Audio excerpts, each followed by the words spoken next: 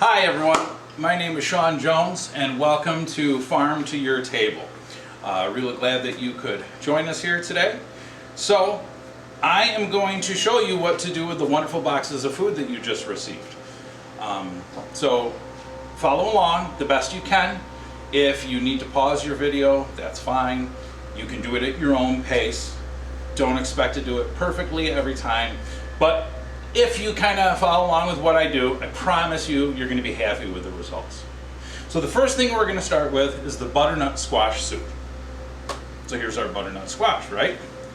So what I'm going to do first and foremost, because we're going to saute the butternut squash to start the soup. So you'll see how I kind of do this. So I'm just going to start by just kind of taking that top off. Okay. Now you see a squash is shaped, right?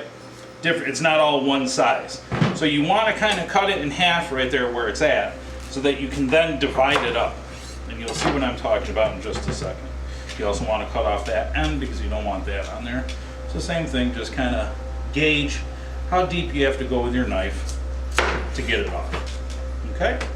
Now, to do this, there's a couple different ways to do it to cut it into the pieces that you want for the soup. What I'm going to do is just take my knife and kind of run down the side, okay? So that's to get that first piece of the outside skin off. It's really tough. You don't want to eat that, so just get rid of it. So you're basically shaving the butternut squash. You don't want to go too deep into it because then that's going to cut into the meat, and that's what you want, is the meat of the vegetable. Okay. Just come right down through, cutting that off.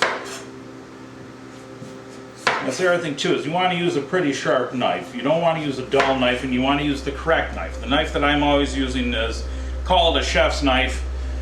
It is a very versatile knife for the kitchen, but you want it to be really sharp. Because if you're trying to use like a steak knife or something like that, it's just not going to work. You want to use the correct tools. So if you don't have a chef's knife, I suggest go out and buy one before you do this. But it's okay if you don't. Just don't use this. Don't use a little steak knife or something small like this, like a paring knife. Try to use a big sharp knife that you have.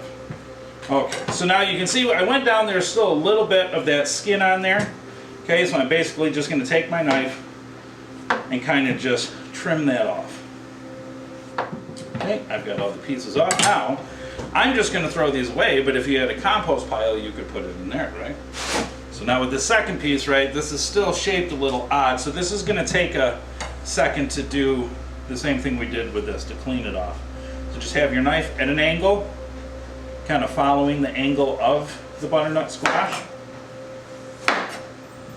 Now the other thing too is, I guess if you didn't have a big chef's knife, you could use a peeler. It's going to take a really long time, but you could still get the same kind of effect, right?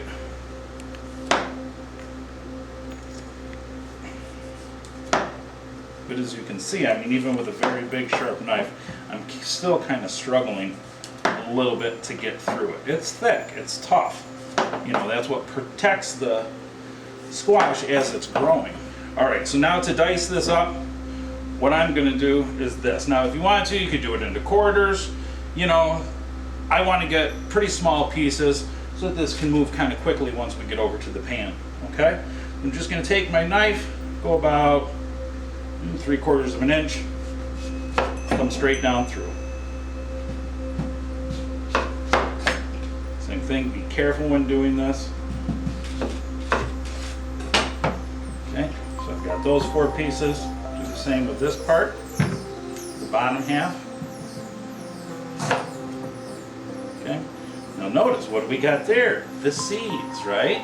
So if you want to, you could take a spoon and scoop it all out now, or let's see what I'm going to do. Okay, it's going to work really good on these 2 pieces. These 2 pieces I will grab a little spoon to scoop out.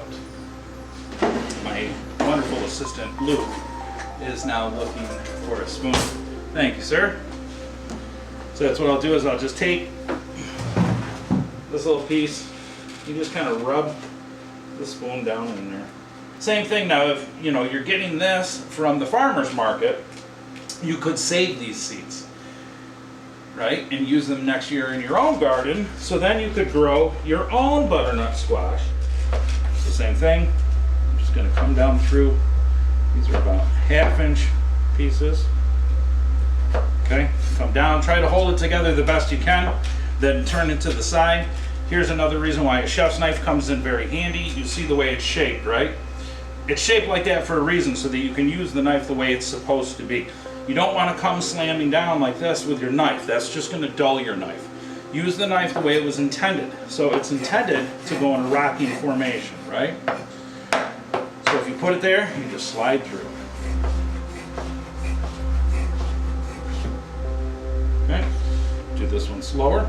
Okay, so same thing, I'm going to come down, make my pieces, my strips I should say. As you can see, I'm just going to basically let the knife do the work. But if you notice, I'm not picking the knife straight up. It's staying on the cutting board at all times. I'm just using my hand to slide it over. Okay, it naturally is going to kind of want to drift in the way that you're going anyways. I know there's probably, again, some people saying, not to have your fingers out like this. You're supposed to do it with your knuckles. That is the truth. Okay, and the reason why you do that is so that your knife butts up against your knuckles instead of cutting off your finger, right? That's where it's fun. Now these pieces, right? They're kind of goofy shaped. Cut it in half, okay? Because you're not going to cut it into strips the same way you did that. So now what you can do is this. You've got it. Slide your knife through and kind of turn the piece of squash as you go. So I'm going to do that slowly this time. All right. So there's our squash pieces for our soup. So now we'll go over here and start cooking this. This stove gets really hot, so I've got it very low. For you, I would say maybe do medium. Depending on how your stove works, you know your stove best. Okay, I'm going to put a stick of butter in there, put it on the stove. That's going to start to melt. While that's starting to melt, I'm going to take one of our onions. Okay, I'm going to dice it. I'm going to fine dice it. Okay, so what I'm going to do, this is how I dice my onions. Cut off this end, cut off that end. Okay, straight down through the center. Peel off that outside skin, or sometimes I even just go the whole first layer. It's a lot easier than trying to mess around with just getting that thin piece of outside skin off. There is no perfect way to dice an onion. I don't care what anyone says. It's just impossible. All onions grow differently, right? The inside, sometimes they're all nice thin pieces, sometimes they're real fat in the center. You never know what you're gonna get. But over the years, I have figured out this works best to dice an onion. Take your knife, come through the onion, not all the way through. Okay, you're not going to go all the way past the other side. You want to leave about that much space on this side of the onion. You'll see why. Okay, but I'm just making nice, thin little cuts down through the onion. Okay, left that little space there so that I can turn it to the side. The onion, or the knife, is not going to leave the cutting board. Okay. People always complain about crying while they're cutting onions. The reason why is because you're going like this with your knife. When you lift your knife, the juices from the onion come up, get into your eyes. Now that being said, doing one onion, yes, you're not going to cry. If you do 50 onions, it doesn't matter how you cut them, you're going to be sobbing like a baby by the end of it. But this does work really well, okay? So now we've turned it, we've cut the slices, we've turned it to the side. I'm going to take my knife and I'm just going to slowly slide it through till I get back to that edge, okay, of where I didn't cut through. So now I've got all that piece diced, right? If you can see, it's just nice little pieces. Now I've got that end, right? So what am I going to do? Remember how I did the squash? Knife was stationary. I moved the piece. I'm going to do the same thing with this. With just small little cuts. Okay. Okay, so there's our onion. Our butter has melted. So what I'm going to do is I'm going to throw the onion in first. Okay. Onions in. So you got some garlic in your bag too, right? Now some people are going to say, why didn't you put the garlic in first? I don't want it to burn. That's why. So I'm just going to kind of take some of the skin on the outside off. Now everyone and their brother has a trick on how to do garlic, right? So I'm only going to use, this is a small batch of soup, 2 cloves. Again, after all the years of working in the kitchen, this is what I've kind of found to be best. Now you see that most of the skin has already come off of this one, right? But it's not totally, so I'm just going to cut off that little piece of the root that's there, just to kind of get it out of the way. Now some people would take their knife and smash it all the way down. That's not what I'm going to do. That's what, if you wanted to mince garlic, you would do that after you get the skin off. But just for the sake to get the skin off, just take your knife, apply a little pressure, okay? Just a little bit. What that does is it breaks up the garlic piece on the inside, pushes the skin kind of off, so then you can just get a nice clove of garlic. Just a little bit of pressure, not much at all, and then you can get that skin off. Now, though, because I want to dice up, well not dice up, but kind of smash up this garlic to put in with the onions, I am going to take my knife, fat part of my knife, just place it on there, palm of your hand, be careful, your blade's right there, right? And just press down. And there you go. Smushed it up pretty good. I'm going to do it to each one. Put them in a little pile. It's there. Now I'm just going to take my knife, slowly run it across. Again, don't get your fingers in there too close. Take your time. You're just going to go through, chop it, push it together. There you go. So for the little batch of soup that we're going to be doing, those 2 cloves is more, well actually it was 3, but 3 altogether, whatever. You don't want a ton of garlic for this, you just want a certain amount. That should be good enough for the one big butternut squash that we have. Put that right in the pan with the onions. Taking my spoon, I'm just going to kind of stir that around in there. Okay. Now basically what I've done is I've started to sweat the onions, it's called. Okay? So that's just loosening them up. But also what I'm doing by having it a little bit of a lower heat is it's pulling out those natural sugars, and I want that to happen. But now all we've got in there right now is butter, right? Butter will burn. You don't want it to do that. So I've got a little bit of olive oil. If you don't have olive oil at home, you can use vegetable oil. Okay, or whatever it is you have, vegetable oil, peanut oil, something like that. Put that in there. Just take your butternut squash, add that right in.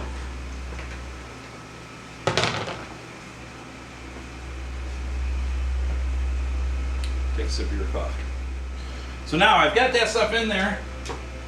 The only thing I'm going to add is a little bit of salt and pepper. Okay? A lot of my cooking, I do not, if I can figure out how to open this, I'm just going to do it the old-fashioned way. A lot of my cooking, all I use is salt and pepper, nothing else. Okay? To season whatever it is I'm cooking. Now, salt. Salt necessarily isn't a seasoning. What do you mean, Sean? What I mean is this. So what salt does is when salt touches your tongue, it opens up your taste buds, which then allows you to taste whatever it is you're eating. Okay? Not enough salt, we think it's bland, right? It needs more salt. It needs more salt so that it can open up your taste buds. If there's too much salt, all you're going to taste is salt. Okay? So that's why we say that we want to get a perfect seasoning. Okay? All the salt does, honestly, is open up your taste buds. That's all it's there for. Okay? So we've got salt in there. And then I'm just going to add a little bit of black pepper. Yes, black pepper's just there for seasoning, for flavor. I'm just going to come across just a little bit. Same thing. Go ahead and mix this up. Now I know what you're saying, Sean, how long are we going to cook the butternut squash for? Till it's what we call in the kitchen fork tender, okay? But as I'm stirring it with the spoon, I can tell that it's still hard, right? So I'm just going to move it around a little bit. Once it starts to get soft, I'll show you what I mean by fork tender, but we've got a couple seconds here. Let's just let it go. Take another sip of your coffee. Or wine if they're at home. Well, yes, if you would like to drink wine, you can. Personally, I do not. So, as you know, I don't work at my restaurant anymore. I closed it. I now work at the Mental Health Association in Chautauqua County. I am a certified recovery peer advocate there. I myself am 5 years sober. So, I'm not drinking any wine. But it's okay, you can. I have nothing against it. You're all right. And Sean, you have a cooking class at Yes, I do, Luke. Thank you for reminding me. So every Friday, I do a cooking class down at the MHA. It's open to anyone who wants to come down. It's actually sponsored by St. Luke's. Thank you, Luke. It's sponsored by St. Luke's, and St. Luke's and Farm Fresh Foods. What I do is I basically just go every Friday, pick up some ingredients, and then when I have the class at noon, we just cook. I show you how to cook it. It's also available online at mhachautauqua.org. If you go to our website, the Zoom link is there. You can click on it and you'd be able to watch it live.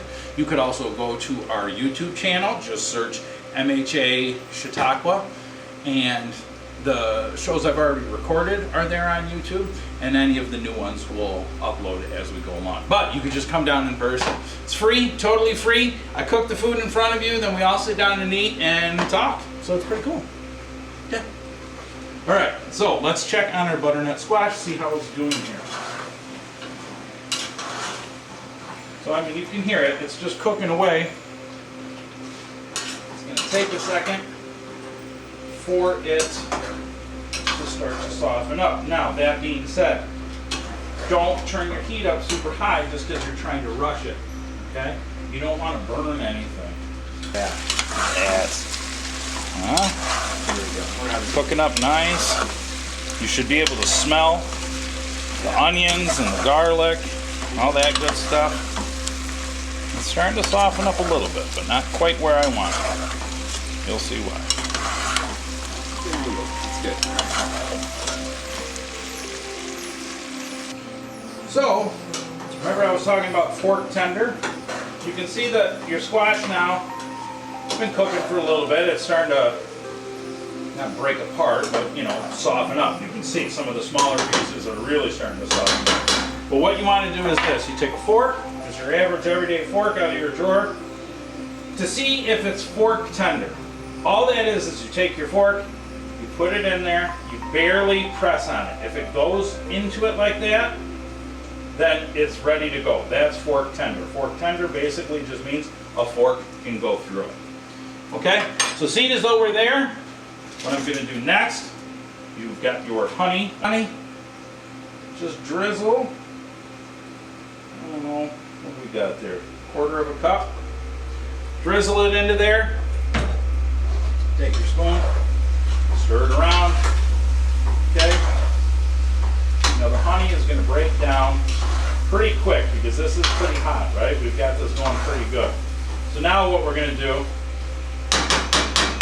is we're going to add heavy cream, okay? If you wanted to, if you're not a fan of heavy cream, you could use vitamin D milk. You could, you know, you don't really want to use skim milk or 1%, okay? Because that's just, it's not going to be thick enough. But I'm going to use heavy cream.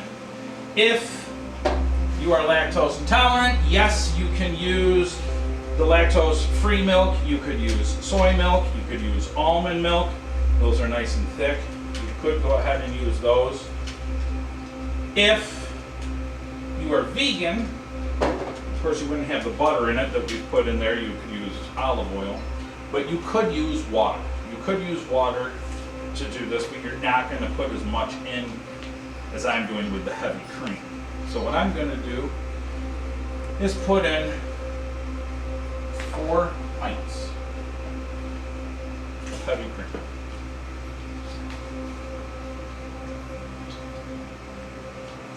Personally, I love to use heavy cream because the flavor. It is rich. It is just, there's nothing like heavy cream, especially in your cream soup. You know, it tastes amazing. So now, here's the tricky part, okay? We've got the heavy cream in there. Do we want it to warm up? Yes. Do we want it to warm up fast? No way, okay? Because it will burn, and it will burn quick. So turn your heat pretty low. This is going to be really tricky on this stove because this is a powerful stove. This is an industrial stove, okay? But you do not want it to boil. You do not want cream to boil. If milk or cream boils, it breaks apart. That's it. It's done. It's almost like it's just done. You want it to start to steam and not boil, but pop. And I'll show you what I mean by that, okay? But for right now, we've just got it low. We're going to let it warm up, okay? While that's starting to warm up, I'm going to come over here, or no, I'm not going to come over there and make whipped cream. I'm going to put this on the back burner, that's right. So while this is starting, while we're waiting for this to warm up, I'm moving it to the back burner. I'm going to start to make our raspberry sauce that's going to get drizzled on top, okay? So I've got my small little saucepan. I've got it on medium heat. Just going to take a little bit of butter, not a lot. About 1/4 of a stick. Pop it right down in there. Take our raspberries. Okay, now you don't need a ton, right? Because we're not making a ton of soup. Okay? And also this is just to be drizzled on the top. So our butter's melting. So I'm going to put some of those raspberries. So we've got our butter and our raspberries in there. Okay? I'm going to, well, I've got my little spoon right here. And just kind of move those around.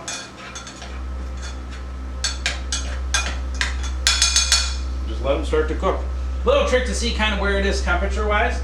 Take a spoon, set it in there. Okay? Place it to your lips. Okay, so it's not quite hot, but it's getting warm, so that's perfect. The other thing we need to do, now I'm grabbing another spoon because me and Luke are going to eat it. I don't think Luke wants me double dipping. So I'm taking another spoon to kind of see where we're at seasoning-wise, right? All I did is put the salt and pepper in there, correct? Mm-hmm. So all I'm doing is tasting this to see where I'm at. And survey says I need a little more salt. Not a lot. Remember, you can always add more. You can't take it out. Okay? So just put a little bit in there. Now, you see our raspberries with the butter. You can see that that's starting to cook down. Same thing. I'm going to take a little salt and sprinkle it in there, right? For the same reason I put it in everything else. So open up my taste buds so I can taste the raspberries, right? Because that's what we've got in there. It's just raspberries, butter. That's it for right now. Stir that around. Now you can see, I haven't done anything except for stir it. And you can see how nice that's breaking down. And that beautiful color we're already starting to get. And it's just natural, right? I'm telling you, the less ingredients you use, the better your food is going to be. And the brighter the colors are going to be. I mean, this is just, you'll see our end result. This is going to be beautiful. So now, while our raspberries are just simmering, slowly cooking down, the soup is slowly getting warm. Okay. The next thing we're going to do is make our whipped cream that is going to go on this. Oh yeah, there's whipped cream. Let's go over here. Whipped cream, real whipped cream, is super easy to make. Okay? I'm sure most of you have a hand mixer at home. If you don't, could you use a whisk Yes.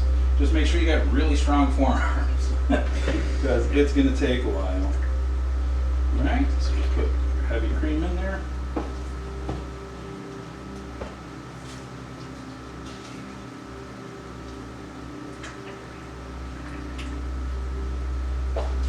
Now, to make like whipped cream to go on a pie or something like that, that you would put granulated sugar in slowly as you go.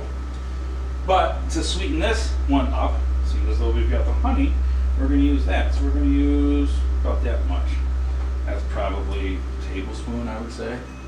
Maybe a little more. Mixer into a regular extension cord. So put it right in there, start slow. Okay? You don't want to start on a super high speed, right? Because then the cream's just going to go everywhere. So just move it around.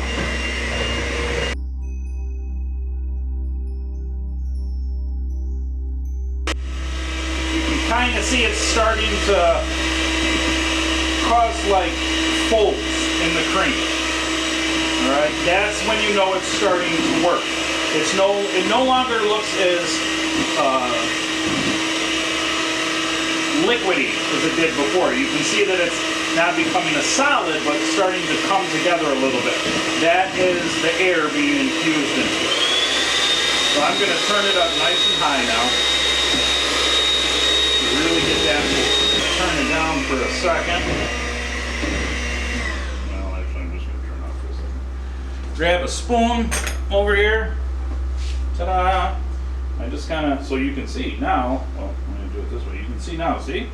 It's no longer heavy cream. It's whipped cream. But I'm going to taste that.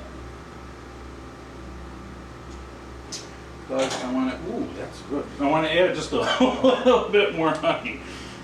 For those of you from Western New York, you'll remember Mr. Food on Channel 7, and he used to always go, ooh, it's so good. And that's what I just thought of when I went, ooh, that's good. But now, guess what else I'm going to do? Add a little salt, right? Not a lot at all. But you do want to add just a pinch, okay? If you think I'm nuts for adding salt to this, look at your ice cream container in the freezer. I guarantee it says there's salt in it. Why would they put salt in there? Same thing. Flavor. Open your taste buds. Okay, so here we go. A little more honey in there. All right, stop. Don't go too far, because same thing. If you go too far, it will break apart, and then you'll ruin it. This is where science comes into cooking. You basically just broke apart all the oils and the fats of the heavy cream, okay? Introduced the honey and the salt to it. Everything's broken apart. Then you're infusing air into it and bringing it all back together. So it's basically making brand new molecules, okay? If you push it too far, it will completely fall apart. So this is, I mean, you can see it's whipped cream. It's, see, like the Dairy Queen test. But there you go. So now put your whipped cream in the fridge so that it stays nice and cold, and then we're going to come right back and finish up our soup. Okay, so we're done with our whipped cream. I'm going to move the raspberries to the back because they're still cooking down. Move the soup to the front. Remember when I said I want it to be popping but not boiling? This is popping. Hopefully Luke's zooming in. You can see it's just popping. All that is air escaping from the bottom.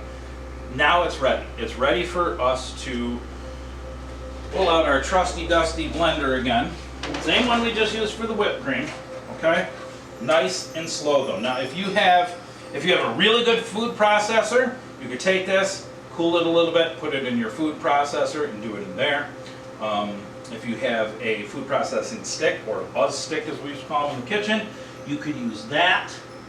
But I figure most everyone has a hand blender at home. So that's how I'm going to do it.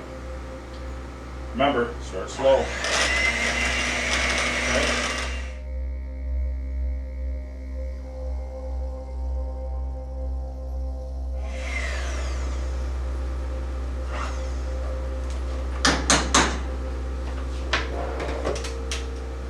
Basically, right now, this soup is ready to go.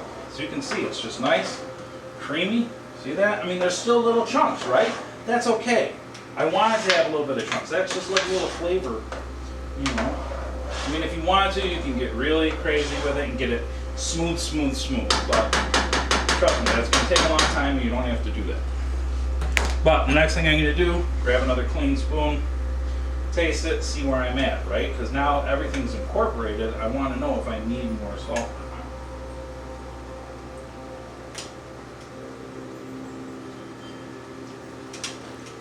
Just a little bit, not much at all.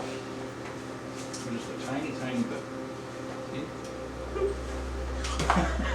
You like that? Yeah, I don't say bam. I use things like bloop. So put that in there, just kind of stir it around. You can see our raspberries are going real good in the back there. So I'm going to show you the next step of that, and then we're just going to put this all together, and me and Luke are going to enjoy it. You can enjoy it at home. Soup's in the back. There's our raspberries.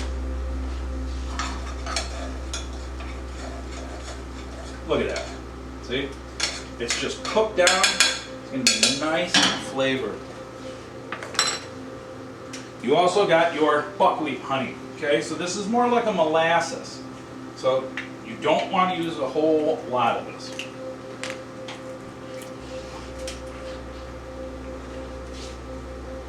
Okay, all I'm going to do is just a tiny bit, you'll see. So maybe half a tablespoon.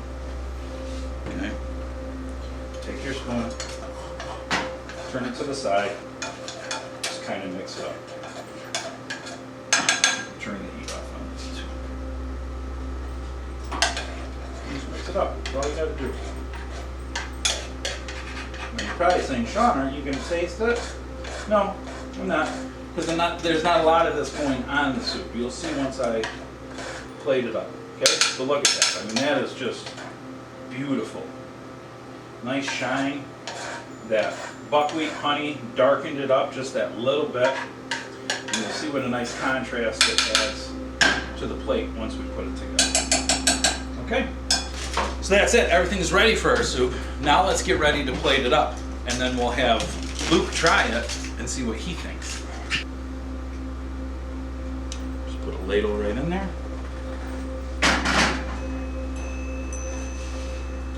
Clean your edge. Next up, we've got our whipped cream. Now what I'm going to do, I'll do it on this one. Okay, you can just take your spoon and just put a big dollop. What I'm going to do is a thing we used to call a quenelle. Okay, it's French. Impress your friends. Take it, put it in the spoon like this, and all you're doing, take a little bit of that off. It's just scooping it in your spoons, back and forth. Okay, so you get that nice shape. Drop it right there. Remember, this whipped cream is going to melt quick. Let's do 2. Just because. Who doesn't like whipped cream? Just put them right on top of each other, like that.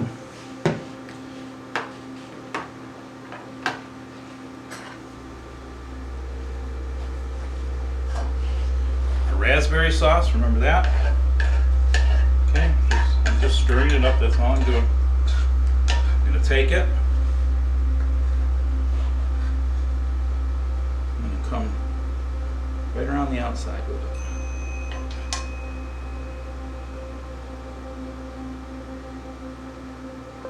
And that's it. That's all you got to do. If you wanted to, you could, sprinkle a little something on there, but really don't mess with it. This is kind of how you want it, and you want to serve it just like this, because then they take their spoon and mix it all together, right? Okay, so let's grab Luke and see what he thinks of the soup. And here we go. All right. Here we are. Sean, here's your spoon. Thanks. All right. So go ahead, Luke. You can try it Let's first. try this. Let me see. Get a little bit of everything. Yep, there you go. Here we go.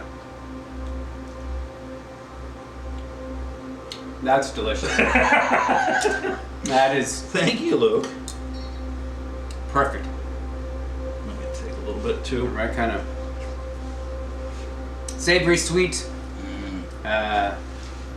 nutritious, Mm-hmm. vegetarian. I mean, it's everything you want. And Yeah. everything came from the farmer's market, except for the cream, right? Exactly.